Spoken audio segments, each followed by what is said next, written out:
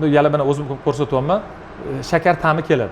Yevropadagi laboratoriyaga kelib, mana do'stimiz bilan hozir siniymiz, bu kimyogar do'stimiz nima uchun va qandoq savolingizga aniq javobini beramiz. So we can start it. So it's low torque anaerobic glue. We can fix it on small sizes from ½ inch to 1 inch, right? Half inch to 2 inches. 2 inches. So low torque is working on all the sizes. Yeah. Ya'ni bizani universal kleyimizni 1/2 boylanmadan 2 boylanmagacha, ya'ni 63 ppr gacha bemalol ishlaydi va yengil yechiladi. Shuni hozir newtonometrda tekshiramiz va uni o'ziga yarasha qonun qoidalari bor. Ya'ni temperaturni qonun qoidasi bu alohida, ya'ni bog'lanma qilish, ya'ni ichki rezba bilan tashqi rezbani boylayotgan bo'lsangiz, faqatgina tashqi rezbaga siz quyib turib, keyin bog'lash bu faqatgina 1/2 rezba, 2/4 rezba va 1 dyuym rezbada mumkin. Undan katta rezbalarda, ya'ni 32, 40, 50, 63 rezbalarda siz ikki tarafga quyishingiz kerak. Buni ham videoda hozir ko'rsatamiz. So, As a standard, first we are applying sealant for 3 threads. okay. For the male. Rezbaga ana qo'yotganimizda mana 3ta birinchi bog'lanmaga bundoq qilib quyib chiqishimiz kerak. Ya'ni 3ta vetkasiga, 3ta nitkasiga. Bo'ldi. For female, For all size of threads, right? yes. For This- ½ inch, yeah. 3/4 and 1 Yeah. inch. Also should be done like inside threads also should be. Like this is enough. This is enough. Yeah. For Kichkina rezbalarga one thread mana is 1/2, 3/4 va 1 dyuymlarga mana ozgincha mana qilib 2ta 3ta vetkasiga sepib borsa bo'ldi. Mana qotdi. Can I use fingers? Barmog'im ishlatsam bo'ladi? yes, you can. Okay. Mana barmoq ishlatsak ham bo'ladi. Bizani maxsus kimyoviy sostavimizni barmoqda ishlatish imkoniyati mavjud. Ma'lum bir mana bu brendini atilabdan ko'rsatmayapman. Anaerobni kleylarda orqasida yozib qo'ygan bo'ladi. Barmoq bilan foydalanmanglar, chunki insonning qo'lida moy bor. Bu haqiqat, lekin bizni kimyoviy formulamizda inson qo'lidagi yog' bo'ladimi yoki boshqa bo'ladimi, uni farq qilmaydi.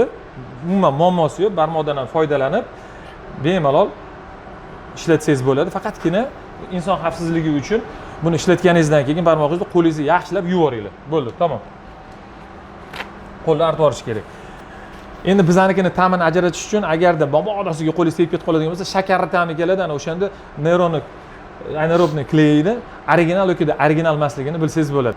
Bu lekin inson salomatligi uchun xavfli degani emas. So next one, we have to now fix it and wait. How many minutes we have to wait until 25 degree? It's around, for this sizes, around 5 minutes. 5 minutda qotadi. Bu 30% влажность, 24,8, 25 gradus issiqlik. Uning uchun temperaturni harorat mezoni bor.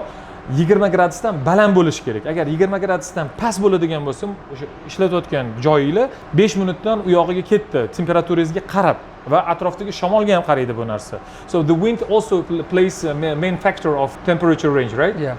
Shamolga ham qaraydi. Agarda tashqi muhitda ishlatayotgan bo'lsanglar, 20 gradusdan past bo'lsa, u ham soatiga qarab o'zgaradi. So total 24 hours, right? Yes, for total curing is like 24 hours, but for the first handling it's like 5 to 10 minutes.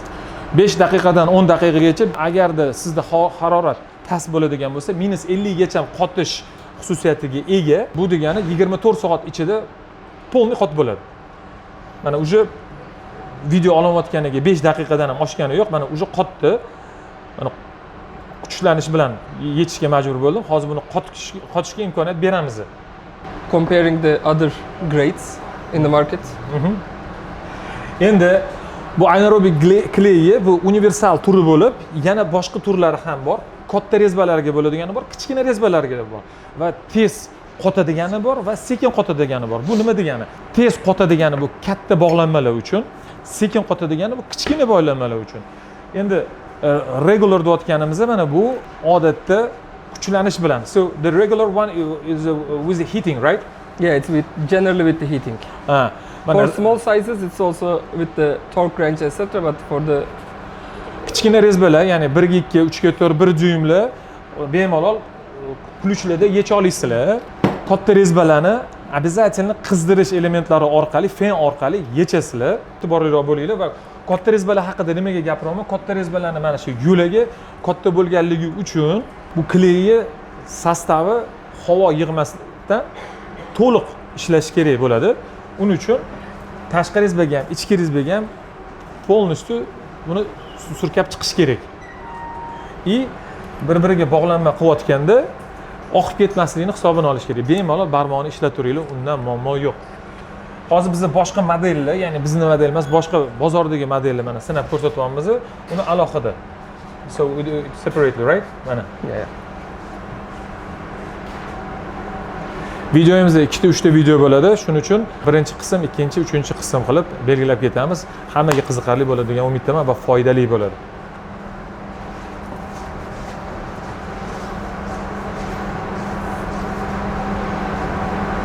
Yana ma'lumot o'rniga barcha kimyoviy mahsulotlar quyosh nuridan himoyalanish kerak. Bu sotuvchilarga va do'konchilarga bo'lgan xabarnomam. Quyosh tegida mahsulotni qabul qilib bo'lgandan keyin tezda yopiq xonaga va quruq xonaga olib kirib qo'yishingizni so'raymiz. Ventilyatsiya bo'lishi shart. Ventilyatsiya bo'lmaydigan, havo aylanmaydigan joyda kimyoviy mahsulotlarni umuman asrab bo'lmaydi. Bu ham molinglarga, ham joninglarga xavfli degani bu. Mana hozir qotishini ko'ramiz. Bo'shatadigan paytimizga keldi. We will start from our Nero. model, right? Yeah. Neronikini boshlaymiz.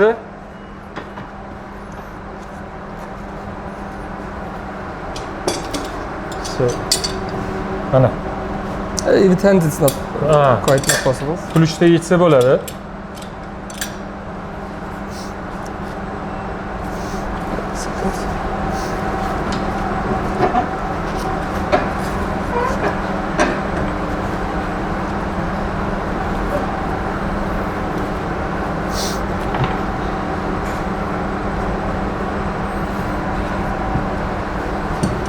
Jidki fumlentani ключda yecha olmaymiz deyotganligi mana fakti ketdi.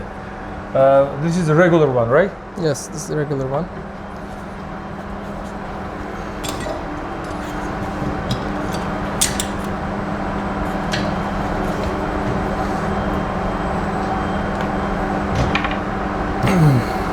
Mana buni уже ancha qiynalyapmiz, chunki bu regulari katta rezbalarga va bu ham katta rezbalarga bo'ladi.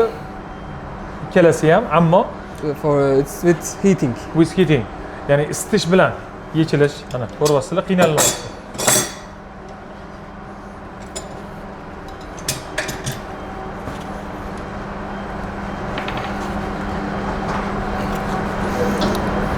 It's quite hot. Let me help. Okay.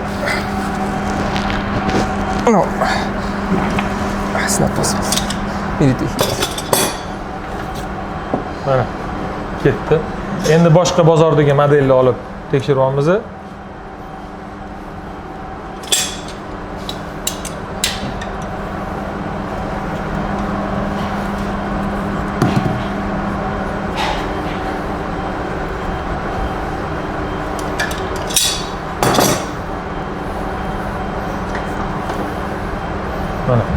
Yana bitta mana bu laboratoriyada mana bunaqa testlar o'tkaziladi. Bu anaerobik kleyga o'xshagan boshqa kleylarni kichkina boltlarga sanoat ishlarida ishlatiladiganlari bor.